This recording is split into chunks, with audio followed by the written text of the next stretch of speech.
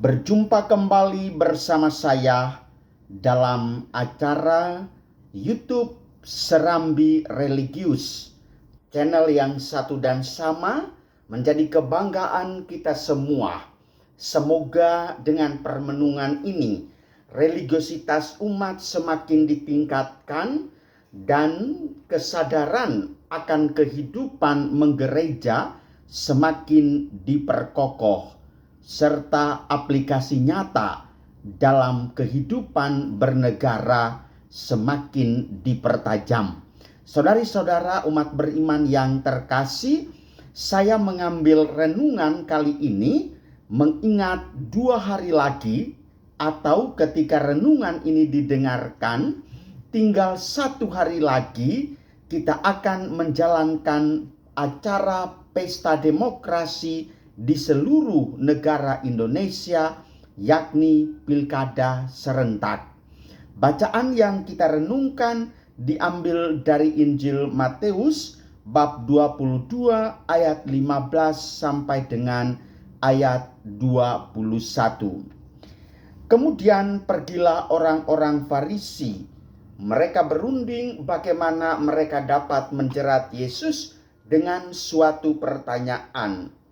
Mereka menyuruh murid-murid mereka bersama-sama orang-orang Herodian bertanya kepadanya, "Guru, kami tahu engkau adalah seorang yang jujur dan dengan jujur mengajar jalan Allah, dan engkau tidak takut kepada siapapun juga, sebab engkau tidak mencari muka. Katakanlah kepada kami pendapatmu. Apakah diperbolehkan membayar pajak kepada kaisar atau tidak?" Tetapi Yesus mengetahui kejahatan hati mereka itu, lalu berkata, "Mengapa kamu mencobai aku, hai orang-orang munafik? Tunjukkanlah kepadaku mata uang untuk pajak itu." Mereka membawa suatu dinar kepadanya. Maka ia bertanya kepada mereka, "Gambar dan tulisan siapakah ini?" Jawab mereka, "Gambar dan tulisan kaisar."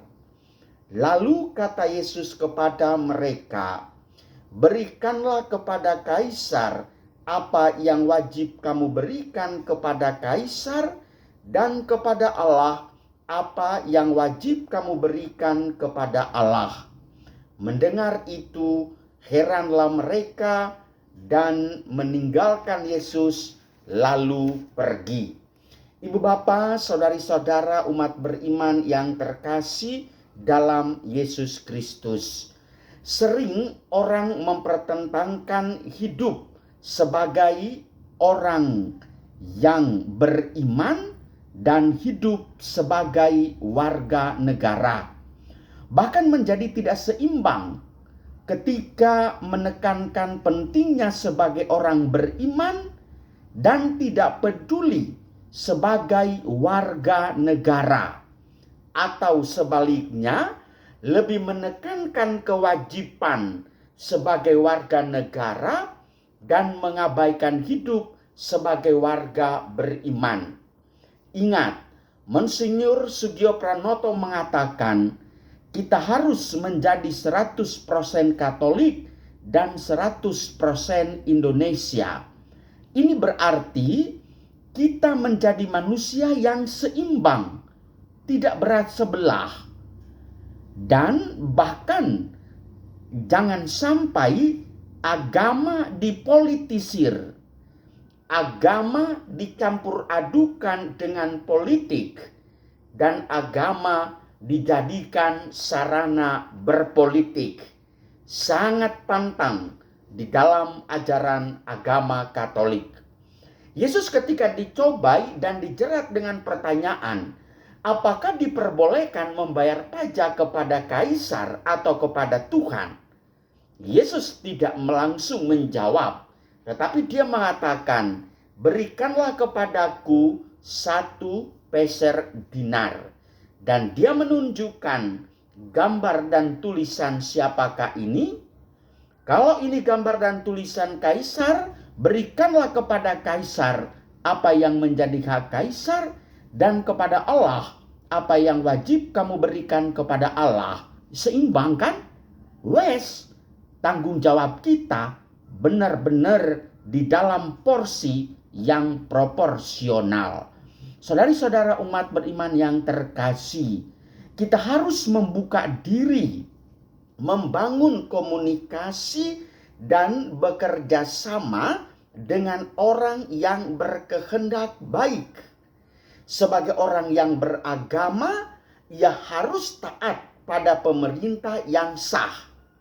Seperti Yesus, kita pun harus jujur membangun hidup bersama, menjalankan kewajiban agama dan kewajiban sebagai warga negara tidak harus dipertentangkan.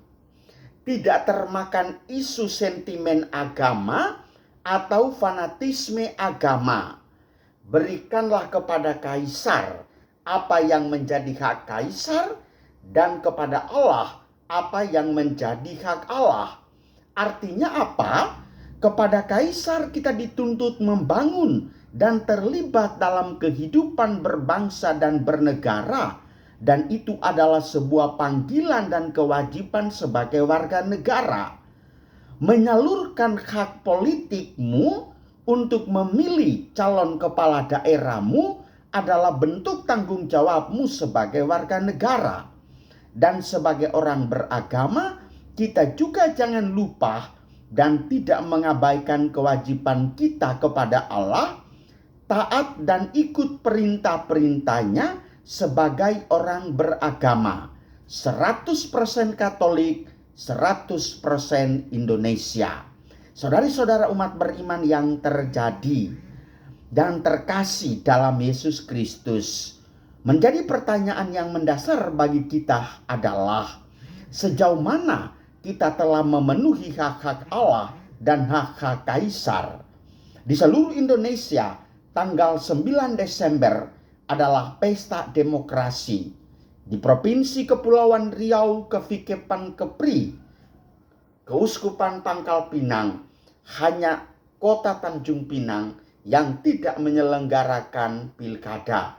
Selain daripada itu, provinsi, wali kota, kabupaten menyelenggarakan pilkada. Mungkin saja Anda tidak dan belum terdaftar di DPT. Mohon dimaklumi, barangkali ada satu dan lain hal.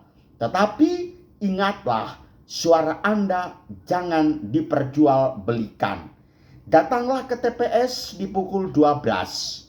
Dan kepada kita semua, saya sangat mengharapkan supaya gunakanlah suaramu itu seturut hati nuranimu.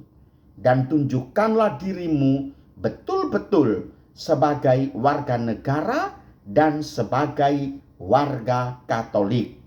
Dan ingat saudara-saudariku yang terkasih, jangan pernah Anda menganggap bahwa udah 100 rupiah, 200 ribu rupiah, 500 ribu rupiah, lalu Anda mengorbankan suaramu.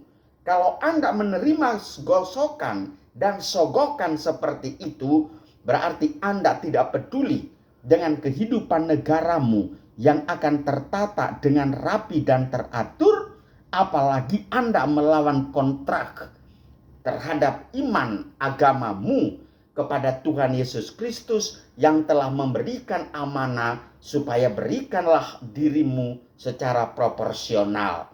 Saudari-saudara umatku yang terkasih, tunjukkanlah dirimu sebagai orang Katolik yang luar biasa, yang terus-menerus membangun kerjasama, menanamkan semangat sinergisitas antara satu dengan yang lain, sehingga terciptalah apa yang dikatakan oleh Tuhan Yesus, berikanlah kepada kaisar apa yang menjadi hak kaisar, dan kepada Allah apa yang menjadi hak Allah.